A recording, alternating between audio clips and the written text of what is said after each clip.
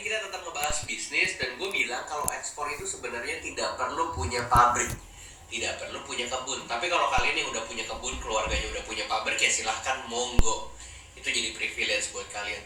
Tapi kalau kalian yang tidak punya lahan, tidak punya pabrik, ya nggak masalah. Sekarang intinya adalah gue bilang bahwa kita harus menjadi aggregator. Apa itu aggregator? Jadi aggregator adalah menurut gue gini, aggregator itu kayak Traveloka deh intinya. Kalian yang bisa bekerja sama dengan banyak supplier, kalian bekerja sama dengan banyak pihak, dan kalian itu jadi satu pintunya, kayak one stop solutionnya. Kalau misalnya ada pembeli datang ke tempat kalian, apapun yang dia mau cari itu ada, kayak gitu. Nah, contoh yang paling tepat di saat gue bilang aggregator adalah Traveloka. Nah, gue udah buka contoh di sini, traveloka.com. Gue buka nih Jakarta Bali. Ya, gue buka Jakarta Bali. Ini namanya aggregator. Jadi meskipun Lion Air ada website sendiri, Garuda ada website sendiri, Citylink ada website sendiri, semuanya diagregasikan di dalam satu website namanya traveloka.com.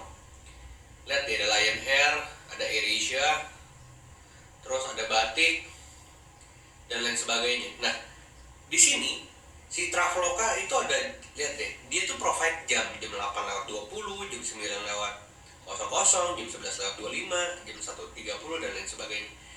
Kita bisa pilih nih, mau Lion Air, mau AirAsia, mau Garuda, mau Batik, atau apapun. Meskipun gue bilang suppliernya punya website sendiri, tapi tetap aja kita kalau beli dari Traveloka kan. Nah, makanya gue bilang ekspor itu juga sama. Ekspor itu kalau misalnya kalian pengen jualannya produk, bilangnya apa ya, produk kopi gitu ya. Gue asumsikan di sini kopi. Kopi kan banyak, ada kopi Lampung, ada Toraja, ada Bali, wah ada Aceh, banyak deh. Nah, udah gitu kan ada yang Robusta, ada yang Gayo. Itu kan kalian banyak gitu kan, maksudnya data variabelnya banyak. Nah, makanya gue bilang kalau kalian mau main produknya kayak gini, jangan cuma fokus sama Lampung doang, tapi kalian harus jadi one stop solution untuk kopi. Ini contohnya kopi. Jadi menurut gue ini bisa diimplementasikan untuk komoditas lain, jadi terserah kalian gitu loh. Nah, selanjutnya ketika kalian sudah kumpulin data, untuk supply, maksudnya untuk produk-produknya, yang kalian harus pikirin adalah supplier itu sendiri. Habis itu kalian pilih suppliernya nih. Misalnya kalian dapat supplier A, supplier B, supplier C, supplier D, supplier E, supplier F. Sama kan kayak Traveloka.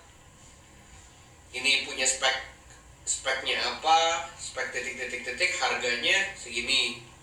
Speknya begini, harganya yang lain, dan lain sebagainya. Nah, menurut gua kalian itu harus kumpulin ininya nih.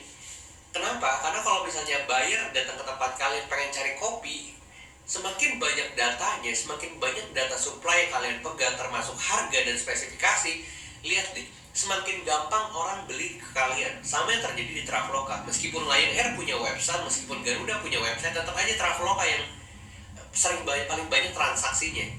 Nah, menurut gua konsep itu juga sama, bisa diterapkan di bisnis komoditas masing-masing. Jadi kalau misalnya kalian fokusnya ke buah, ya udah kalian fokus ke misalnya mangga kan ada apa aja, jambu ada jambu apa aja, supply juga beda-beda. Nah, itu dikumpulin dan dicatat.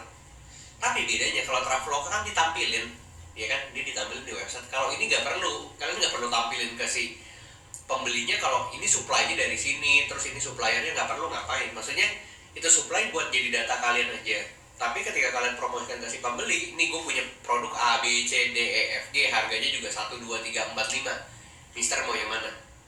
Kalau dia bilang, oh saya mau yang A, ya udah kan kalian tahu A itu belinya ke siapa. Kalau dia mau C, kan kalian tahu juga C belinya ke siapa. Kayak gitu. Jadi kalau mau dibilang, wah ini mah namanya calo, bukan, ini namanya aggregator. Jadi konsep yang sama yang dilakukan oleh Traveloka, konsep yang sama juga yang kita terapkan di bisnis ekspor untuk komoditas masing-masing. Kurang lebih seperti itu teman-teman. Semoga teman-teman ngerti dan paham maksud dari aggregator ini. See you on the next video. Bye bye.